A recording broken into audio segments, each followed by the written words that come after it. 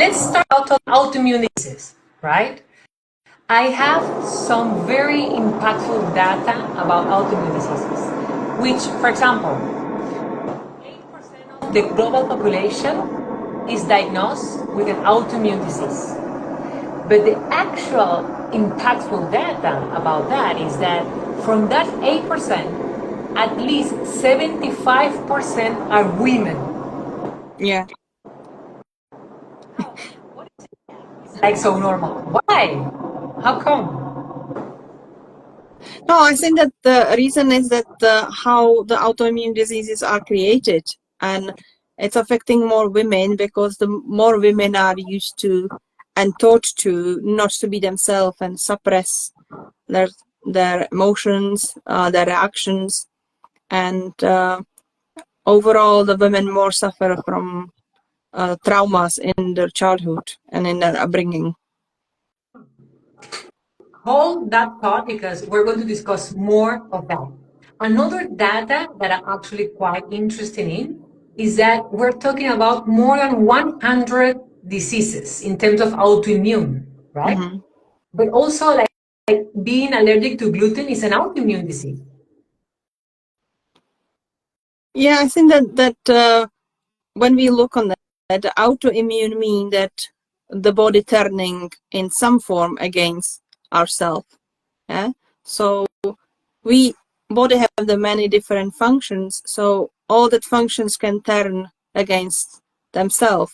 So it can be form of if it's the skin, it's start to, for example, lipoedema when it start multiplying or storing the fat cells, or if it's the lupus when start attacking inside organs, or if it's the arthritis when it is about cartilages, you know. So we have so many different functions in body, and all of them can turn against us, and so it's why we have so many different varieties of autoimmune diseases. But that common root on them is that it's when we turning on ourselves.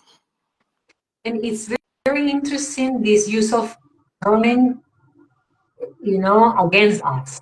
Because let's say medically, when we talk about autoimmune, it's, your own body reacting, right, against you. But then if you all can say at the end, we might find a different interpretation of that. And also you mentioned about lupus, and this figure, this gender disproportion in terms of figures, lupus has, I think, 9 women suffering against 1 man. That's even, I think, a higher impact in terms of either being women or men. Yeah, absolutely. And also what start to be more common, it's fibromyalgia, which 85% of those who are diagnosed with that are women. And it's about that men have more ways how to express themselves. They are encouraged to fight, to do sports, and like it's okay for them to be angry. It's okay for them to shout. It's okay for them to be expressive. Except they are told not to cry, so that's the reason why it's when they suffer with other things. But they're not turning so much against themselves. But the women are taught to put their own needs on back burner or forgot about them completely and just to be in that care mode, serve mode, wife, mother mode, and their needs are not important. And that's mean that they take care about their body and their mind. It's somewhere 1,001 priority after everything else, and that means that that care they need for their healthy body and healthy mindset, it's not happening. So the key is basically expression, the possibility or give ourselves the permission to express whatever we are feeling. It is. That's the key. To allow ourselves to be ourselves. Yeah. So and very often when we start looking on these different autoimmune diseases, what they doing to us, like how the body reacting, we can almost read in it what we struggling with, what is that things that, for example, if somebody have the chronic fatigue syndrome or called ME, that's that enormous tiredness, enormous pain, and it's just about that. Oh, it's just too much. It's just everything. It's too much. I cannot take it anymore. Or in fibromyalgia, it's very often about that. It's painful to do all that. It's all on me. I have to do everything for everybody, but I have to keep going, and nobody see my pain, so it's getting more. So maybe they will let me to rest and have some break if I will have pain. Or with arthritis, it's about I don't want to move anymore. It's somebody else should do it. So if I will stop moving, if my hands will be so sore to do things, they just calling for us to stop, then it can change. It's quite interesting what you share also about this. My pain is not being seen. And somehow I'm wondering whether this is also part of how we're being educated. You know, you said women are educated not to express and to put themselves at the end. You know, first Mm-hmm. everybody else. So the whole thing, when we say, okay, nobody see my pain, we also hide our pain, you Mm-hmm. know? And if we talk Yes. about, you know, when we have our period, you know, on monthly basis, it's like, you know, nobody can tell, you know, I have to hide that, you know, nobody can see that I'm in pain. I just have to keep going. Yeah. Like we can probably recall this advertisement about period products about like it will not stop you. You can go biking, you can go exercise, you can go holiday, you can go swimming. Like, but what our body actually wants is like take the rest, take the break. And in the past, when the women had the period, there was the time for them to rest. They would be secluded from society, but it was for their benefit because it was about to actually have the time when they don't have to cook, wash dishes, do laundry, taking care of children. The women would share that. There would be other women who will take care of the family. There will be aunties, there will be grandmothers, there will be sisters. They will, you know, to help. And it's about that affect our current society, that everybody is individual and everybody is asked to carry everything by themselves. It wasn't like that in past. So women are asked to just carry on with everything, with physical demands, with emotional demands of their partners, of their parents, of their children. Yeah.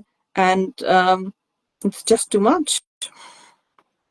It is just too much, indeed, you know, and now we can understand a little bit better the figure we were discussing a few minutes ago about, you know, among all the percentage of people who suffer autoimmune disease, women are 75% of that group, which is enormous, right?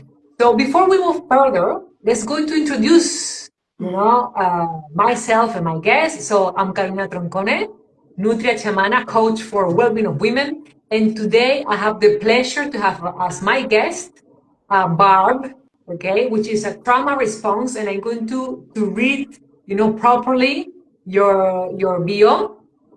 Trauma therapies that helps clients with complex PSTD and related issues. So you have a lot of approaches, right? I can read traditional therapy, hypnosis, alternative modalities like Reiki, crystals, and you have a long journey of more than 30 years of experience. Yeah. Welcome, and it's a pleasure to have you here and discuss this very interesting topic. Before we move further, you as a trauma therapist, tell us what trauma is, but you know, very simple, so everybody can understand trauma. What is trauma? And also how that relates to an autoimmune disease. Yeah. Trauma is a reaction to the events.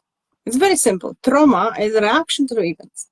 And when the reaction is that we don't cope with what is happening, we are not able to process it and make the peace with that, I would say, then we created a trauma. And trauma is that wound in us from that what's happened. And it's linked also that we suppress that emotions. They are somewhere stored. We didn't let them go. So maybe we were afraid as the child. Maybe we were left home alone and get scared to death if something happened to us.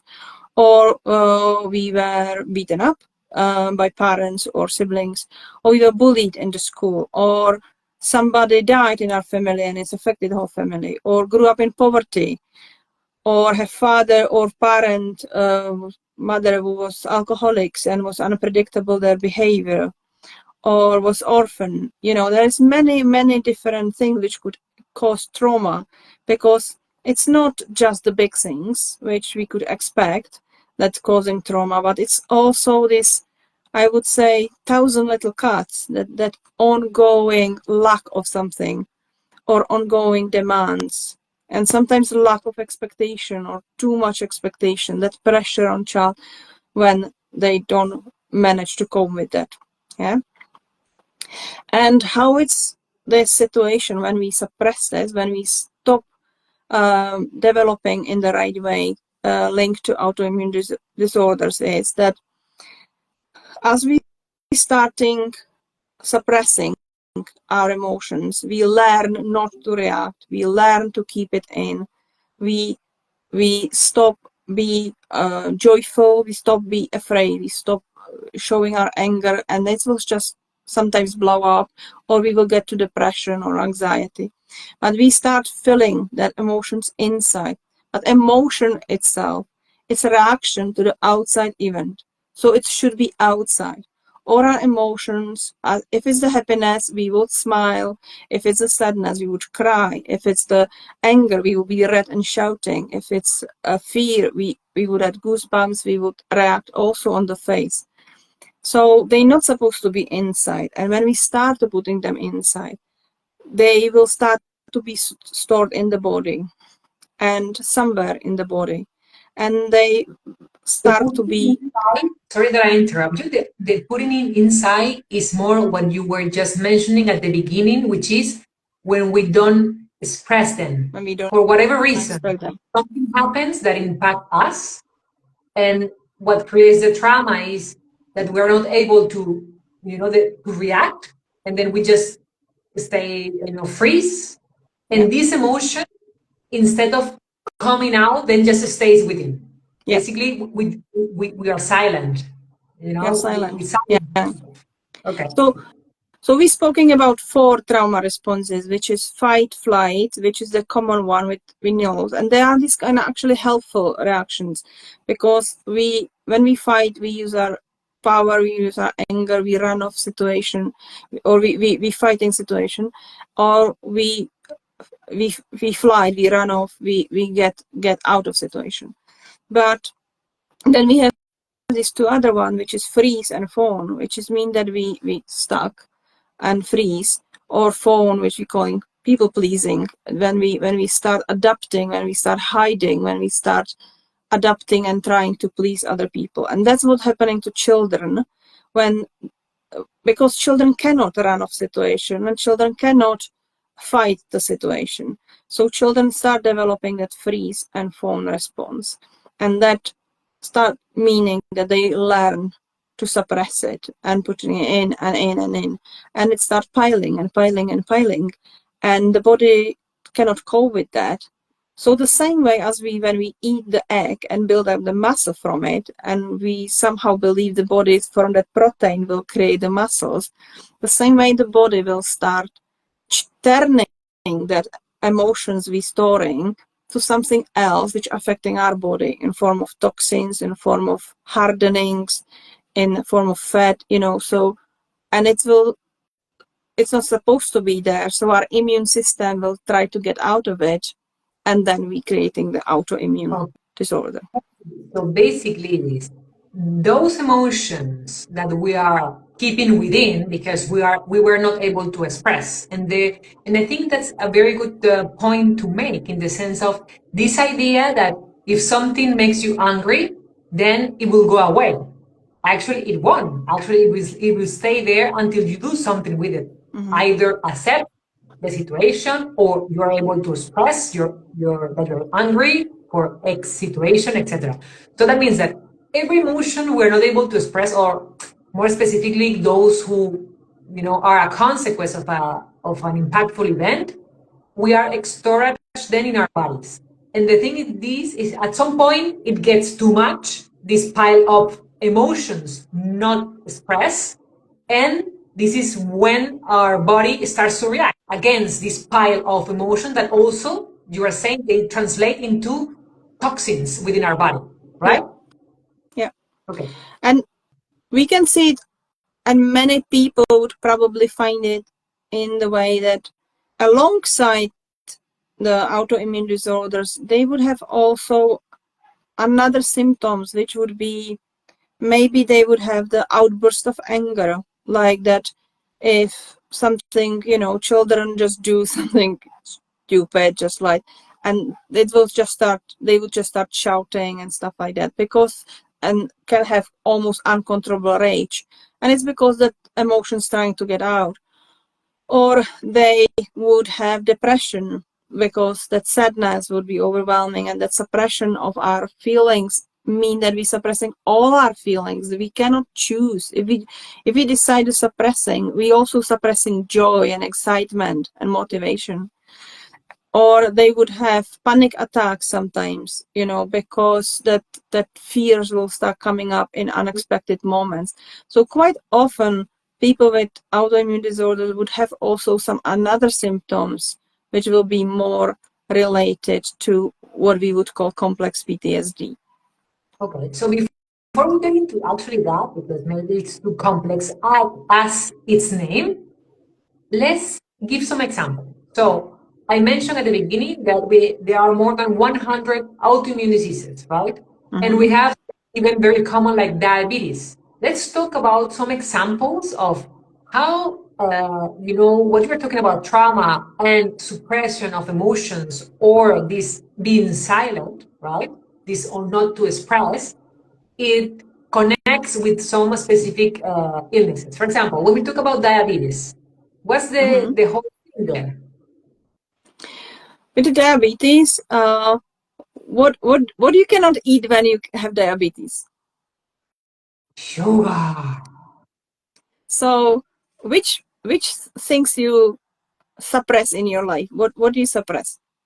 All the sweets in your life, chocolate, Yeah, ice cream. But the thing is that it's even worse, because even some bread you cannot eat, yeah, some cookies or dessert, which exactly. is the best part of the whole food. Well, for me, Yeah, exactly. So what it's behind that, on that mental level, is that you suppress sweetness, you suppress the joy in your life. Yeah, and that's that relation that you're not allowing yourself to enjoy. You are not allowed to be happy. You're not allowed to enjoy the sweet part. Your life is sour.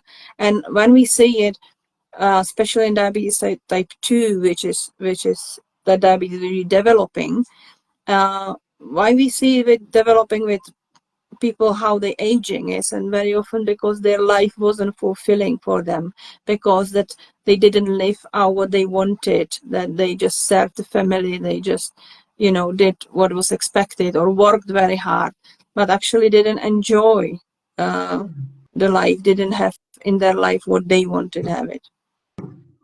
wow, I'm just like impressed with what you just said. Let's continue this exercise. It's fun, and it's also for me jaw dropping, right? So when we talk about arthrosis, for example, if we talk about arthrosis, what does it mean? Now, arthritis, again, when we will look at that, it's about cell developing.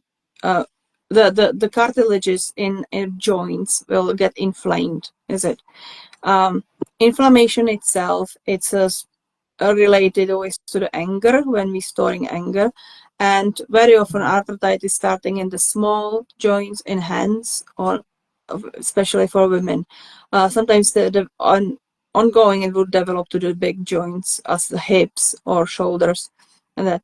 But again, when we start looking at that, the first it start to be like actually painful to do something, painful to move your fingers and do this on daily tasks of cooking, doing laundry and stuff like that. So life just become very painful, that doing things, and it's really calling for that stop doing things, and what you're doing for yourself really. Maybe do something what you're enjoying to do. And why actually very interesting is that as a therapy for arthritis very often work if people start to, for example, do art or do knitting or do crocheting, if they start actually creating something, and when that movement actually bringing them joy. So it's really related to that joy in life, into that allowed to do something what they enjoying to do. When you said they introduce movement in their, like they are creating something, it has to be physical. Well, it doesn't have to be physical, but it's about that even they have that feeling that they want to move, they are so used to do something. It's about to do something what they enjoy. And when we stop moving forward in any way, it's not good for us. We get stiff, and stiffness it means that we are not moving, but very often we're not moving mentally. So that for example, stiffness in the hips or in the back when people struggling to stand up, or in the knees, that's kind of first sign of that they need to keep moving, both physically but also mentally. They need to expand their horizons, I would say, their willingness to learn new things. And again, we can see that with people who are very set in their ways, and kind of looking like what was the previous was better, like now is all, but those who are enjoying and engaging and keep learning the new things and keep doing the new things, they don't developing this type of illnesses. Well, I suppose because you say that they storage a lot of anger, and if at some point that takes a lot of space. So what new things you're going to create if you're already full, containing this being anger that you not allow yourself to express. Yeah, yeah.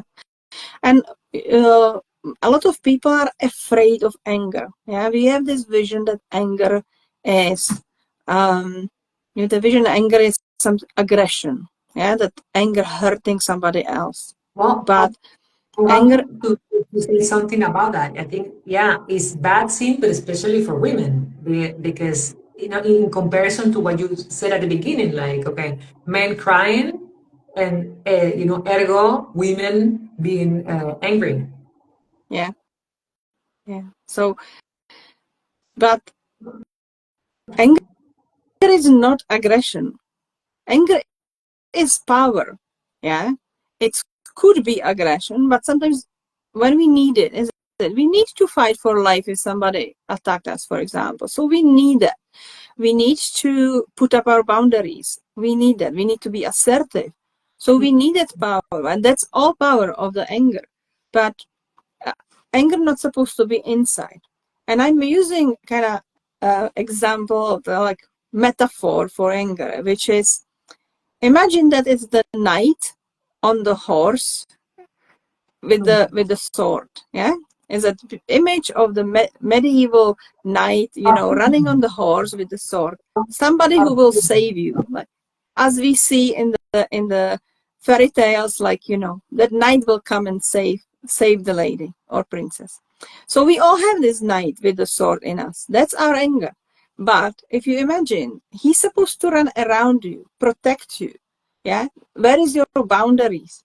If you put it inside of you, no, that's very painful. Can you imagine that you have inside you holding the horse, and that sword keep moving there because you are angry in many situations and you keep it all in? It's the same you just door that is supposed to protect you from outside, meaning this anger is actually from inside cutting you. yeah, It's the same, right? you just yeah, So, you're hurting yourself. yeah, basically, that could be most of the things when we suppress, what we need to express. If we talk also about, for example, lipedema, that's another Mm-hmm. autoimmune disease. What can we say about lipedema? No, lipedema, it's that our body will start storing the fat in the extreme multiplying the fat cells in our legs and in our arms, is it? And the fat is used as storage. It is natural storage, it's storage of energy, but also body use when we have any toxins in our body, the one thing is the body will start storing them in our fat tissues. If we have anything which attacking our cells, antioxidants and stuff like that, the body will try to encapsulate them in the fat to get them out of attacking our inner organs. Yeah, so it's really about that overwhelming storage system. It's just the body just trying to expand that storage system and don't know how to get rid of it, and it's just so much working that the immune system is not able to clear it out and express it some other way. It doesn't have to be just lipoedema. It can be also even just gaining the weight in normal way when we store it, because the body just trying to find the place where to put these emotions, where to put that protective layer, and that system is so overwhelmed that it's not releasing it. So it's kind of creating, I would say, armor on us, is it? It's kind of creating that protective barrier around us, and it's because that it's too much. We trying the body trying to store all that we're suppressing, and because feel unsafe most of the time. So very often the reason behind it is really that person feel unsafe, probably from childhood, and it's going on, and they need to find the solution to let go of that fear from the childhood. So before we jump into the thriving part, because it's not just about, talking about illnesses and trauma, but I want to know very shortly about two or more, three autoimmune diseases, meaning what's the emotion behind? No more, because otherwise we will spend too much, right? So when we talk about, for example, psoriasis, what kind of emotion is being suppressed there? Or what's the idea behind it? With the psoriasis, if you look at that, it's kind of complex system disorder. It's attacking our inner organs, and people very often have it linked to that skin issues, but actually psoriasis, it's very much affecting our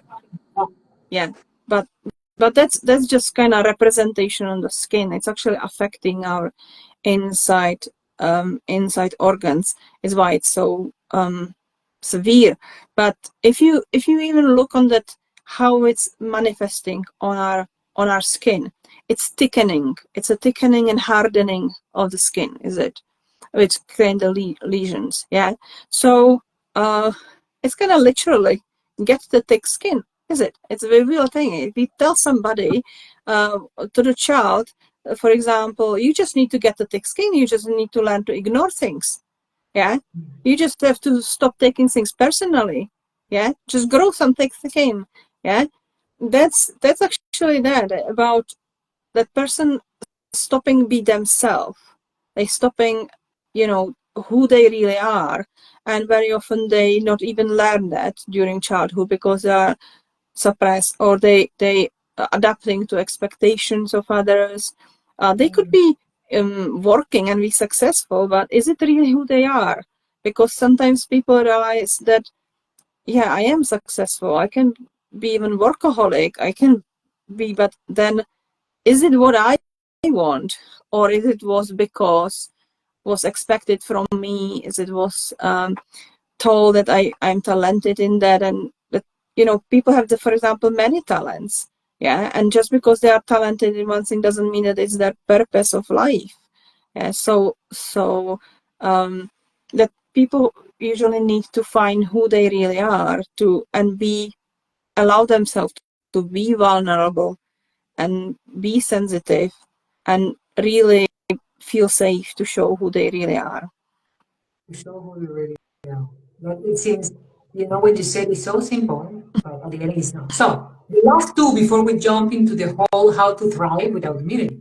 But very short, what's behind, and I'll try to say this right, espondyloarthropatía? Um,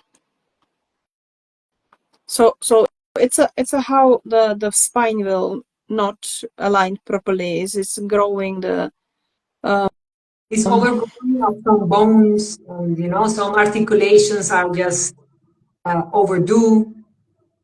yeah. So again, when we will start seeing it, when we look at that, it means that our spine will stop be aligned. It will start pressing on the nerves. It's that people are suffering with that.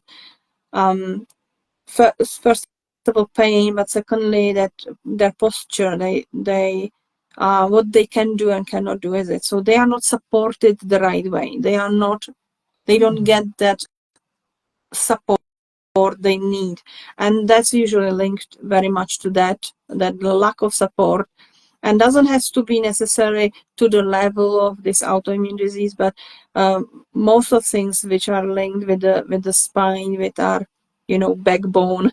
So is it like, do you have your backbone, or do you, and we would say to people who are too shy, to not doing things, we would even say that you need to grow some backbones, to stood up for yourself and to do things. And yeah, put your heads up, put your chest out, and hold your head high. And it's related to that feeling of not be supported. So they don't learn to support themselves. Very often they lacking that support from their family. And if we often see it developing with children which use in past we had the very heavy backpacks to school. Is that we were carrying a lot of books, and so a lot of children will have, for example, spondylosis, and they would have the curving of the spine, and it was saying that it's because they're carrying these heavy backpacks. But the reason is that there was the other children who were same heavy backpacks and they didn't develop it, is it? But it's about that, on what situation that child actually growing up home. Are they supported? How they feel strong? How are they connected with their inner strength, and learn to cope with that? So then that physical weight, it's not that what's causing the issue, but that mental one, it's causing that the bones not developing as they should. Wow. So let's very short, because I said very short, and then you continue seeing very interesting things, and then you have a class at 8. I think we have to move. So in one sentence, endometriosis, which is actually the autoimmune disease that I do have.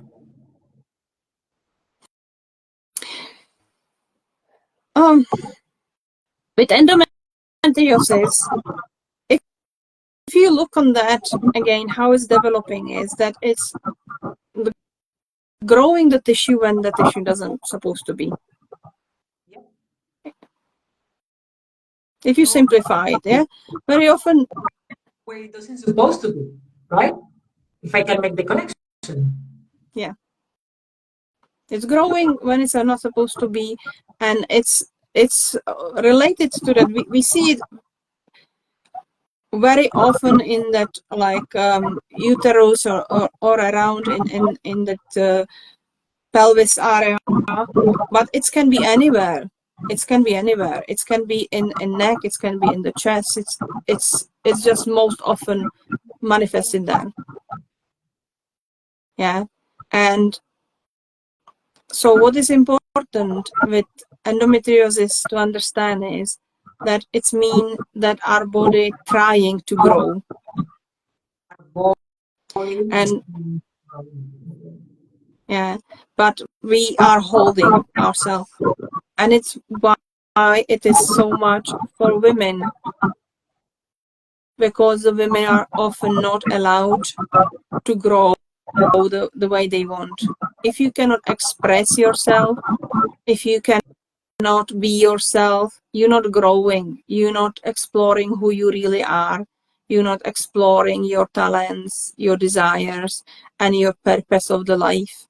Yeah. So when you start growing, you can stop it because you will express your emotions, you can be yourself, you can start to be women in the way you want to be women, not what is expected by your parents, your teachers, your colleagues, society, but what is mean for you to be woman, and then your body will grow, but in the right way. Yeah.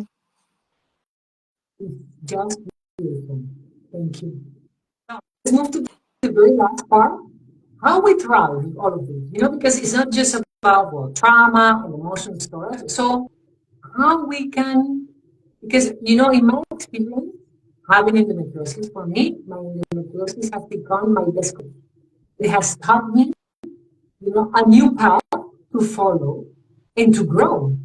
And that path is healthier for me, and I'm feeling happier too, right?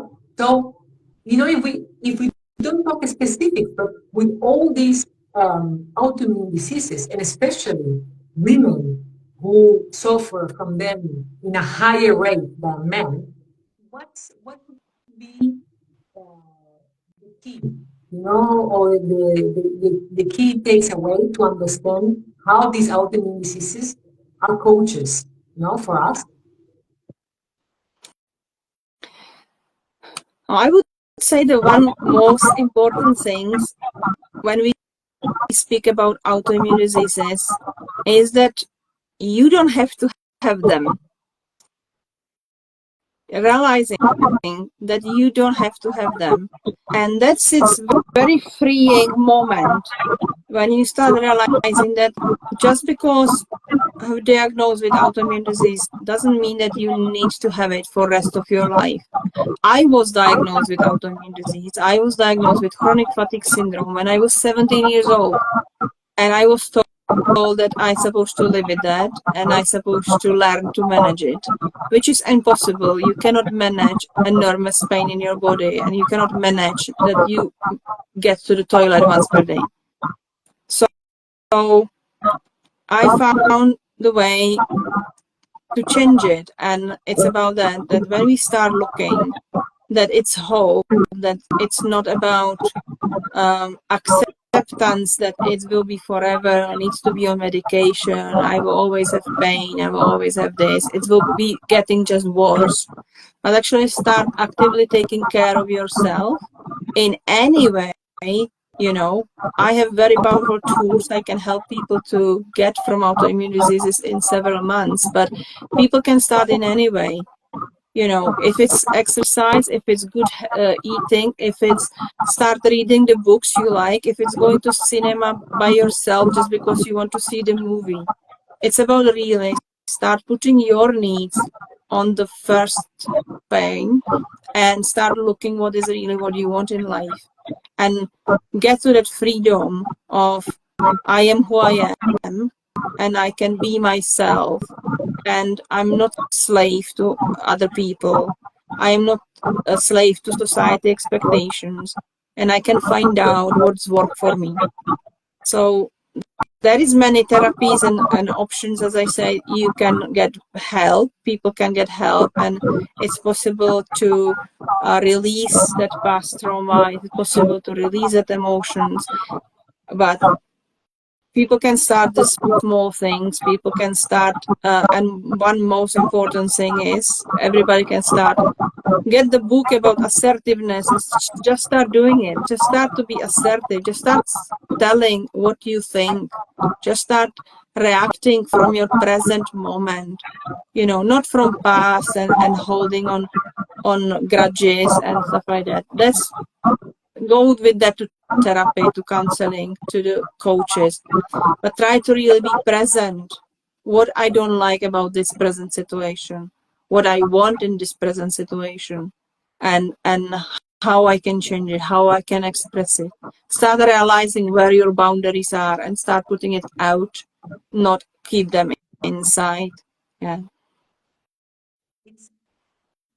I think it's beautiful, just to say it's about being yourself. And it sounds like a made phrase, but I do believe that it is hard, because if we count all the expectations, at some point we might not know who we actually are. We have it in ourselves, but we don't know. And how, let's say, work and life is built, not necessarily we have that time to actually stop and say, but what are, who I am, what do I actually want? And Yeah. I I think it's just amazing to say, what's the autoimmune saying? It's actually giving you the whisper and saying, find who you are, or find yourself again, right? Because you That's, lost a you know, component in your life. absolutely. And when we look at other gender, is it, when we will look on the men, we would absolutely see their, what we call midlife crisis, is it? We will see that in some moment in their life, they would just say, enough. I'm not taking it anymore. I'm not happy. I'm changing it. I'm not happy in this relationship. I'm not happy in this work. I'm not happy where I'm living. I'm just going away. I'm just changing it. Yeah. And we very often hold a grudge against them that they do it, and or see it as the silly that they do it. Yeah. But actually that's much healthier behavior. The women needs to do that. Women needs to have their midlife crisis or their 20 years, 30 years, 40 years crisis. It's okay, but any age, yeah. Just declare that you have the life crisis and start changing your life, because beautiful book, Life Starting After 40, which is what it's about really, is that after 40, if the women have the children in 20, which used to have, then children will get adults when they are 40, is it? They will go to university, they will start working. And that's actually that moment when the woman actually starts saying, okay, now nobody needs me. My husband can do this, or cannot his fault. He can order pizza if he doesn't want to supper. If he want to eat, I can finally be myself.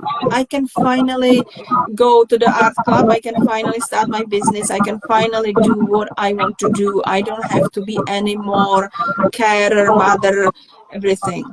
Now women have the much later children, so sometimes they, getting to this moment and it's clashing, because they say like, I am 40, I'm 50, and my children are still small. I feel that inner push to be myself, but I cannot, is it? So it's really about that very often when we living in this suppression, we don't know who we are, because we're not choosing things, we just grabbing things and just adapting to other behaviors. And I love the movie Runaway Bride with the Julia Roberts and Richard Gere, because that's that's movie describing people pleasing. That's describing why the women have their autoimmune disorders. She didn't even know how she liked her ex. He asked all his ex-fiancés how she liked the eggs. She liked them as the eggs benefit, as me. She likes them scrambled, as me. She likes them sunny side up, as me. And it's about that until we don't know what we like, yeah, what food we like, what clothes we like, what colors we like, what activities like, what type of movements we like, what character we want to be, not what we are, but what we want to be, what virtues we want to will. We don't know who we are. I think we can just close up this very interesting live with that phrase about you want to thrive without immunity, you need to find out who you actually are and Yeah. start up like it, right? And in if we put it in a more poetic way, it's like actually remember who you are. Take the time to remember profoundly who you are, and then you will know what you want. And from that point on, you can start setting the limits that will actually make you free, which sounds like a contradiction, but it's not. It is. So, Barb, it's been an absolute pleasure to have you here. Super interesting information about the autoimmune diseases, especially in women. If I know you have a Facebook account and also an Instagram account, but your Facebook account is more active. Yes. So you can find her. I'm going to post it, in the text of this of the recording. But you can find her as Barb Varcl. I don't know if you can. Let's see if I can put it here in the chat, so they can go and find you. Barb Varcl, like this, right? As a trauma therapist. And of course, you can find me as a Nutria Chamana on Instagram. Thank you, all of you, for joining us. And until the next time. Until next time. Thank you for having me. Bye. Thank you. Bye.